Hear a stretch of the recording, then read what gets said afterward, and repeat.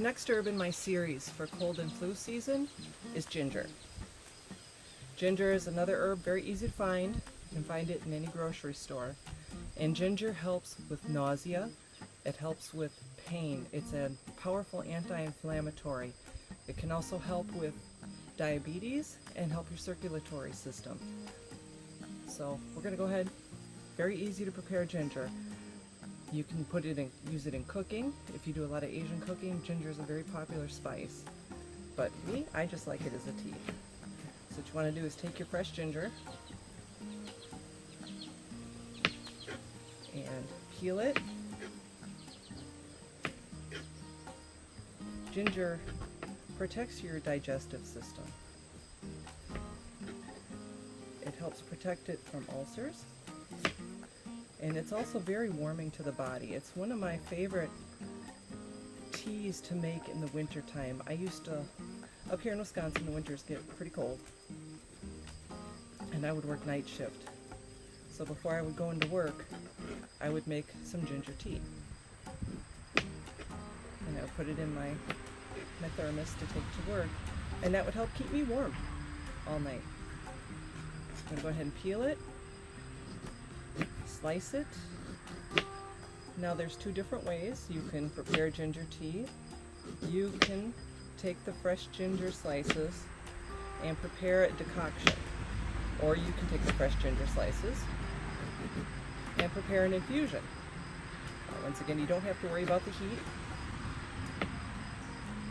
The phenols in ginger will be just fine with the heat. So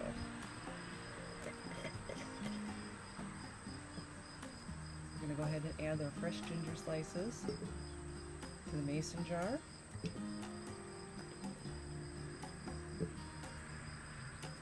And when you prepare an infusion, they are good for up to 72 hours if you refrigerate them. So you can make a quart, and you don't have to drink the entire quart at one time. If you use dried ginger, I would recommend, I've used dried ginger before, it's a lot stronger, so you don't need anywhere near as much. But I like the fresh ginger. So if you don't cook with it, you can prepare it as a tea, as an infusion. Now we're just going to go ahead and let this sit for a minimum of 30 minutes before straining it and drinking it. But it's great for nausea. It's used by a lot of cancer patients that suffer from nausea from their cancer treatments. Ginger tea is perfectly safe. Women that have problems with menstrual cramps, ginger is also good for that too.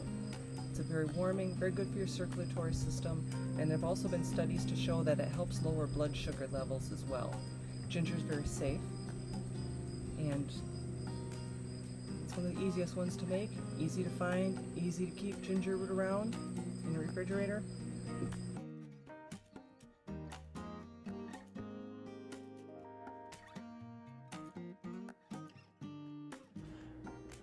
And we are back in the kitchen again for our little experiment with ginger. We're going to take fresh ginger and dried ginger. And we're going to experiment the difference between the taste in the fresh and the dry, and also in preparation between infusion and decoction. So let's start with our fresh ginger. I'm just going to take a jar here. Fresh ginger, you're going to need to use more. So I've got my tablespoon. And I'm going to go ahead and add a tablespoon of fresh ginger.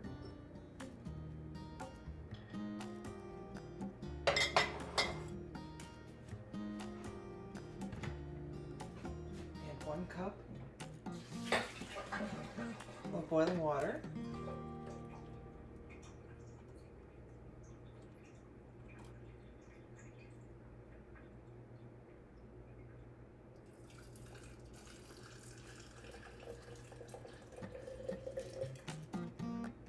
We're going to put the cap on and set this aside. This is going to be our fresh ginger infusion. We're Next we're going to try dried ginger infusion. And I mentioned previously that dried ginger is a lot stronger than fresh ginger is. So I'm going to take just a half a teaspoon. Normally I would do 1 full teaspoon, but I know how strong this is going to be. So I'm going to do a half a teaspoon of dried ginger.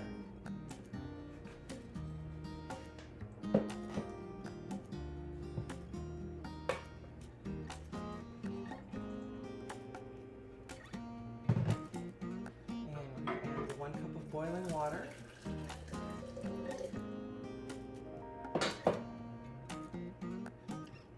Cap it and set it aside because we're going to want to let this infuse for at least a half hour.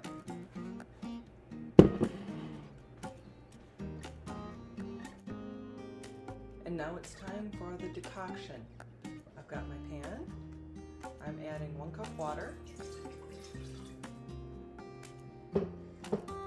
Start with the fresh ginger. Again, I'm adding a tablespoon of fresh ginger. I'm going to cover it.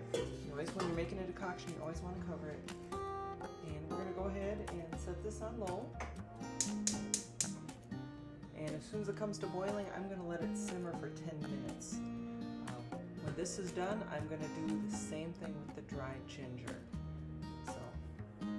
How these turn out and what the taste differences are and the strength differences are. Our fresh ginger decoction is done and strained. There's a cap on it, so we're going to set this aside for later.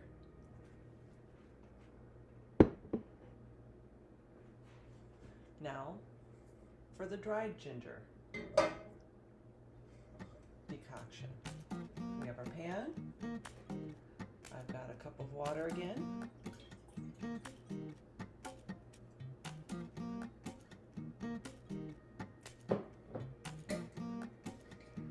I'm going to use the same amount of dried ginger as I used in the infusion, which is a half a teaspoon.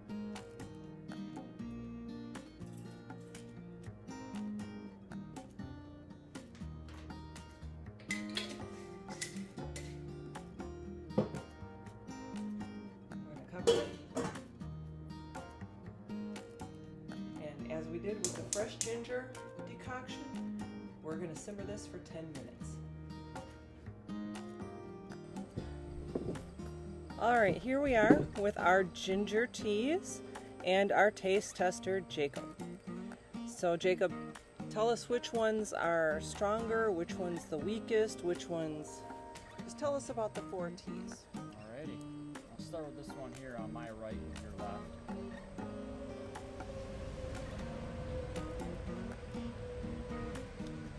This one's fairly weak, tastes pretty good. The next one here.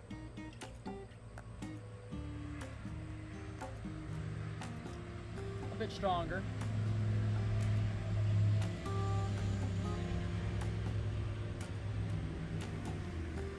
Gradually getting stronger.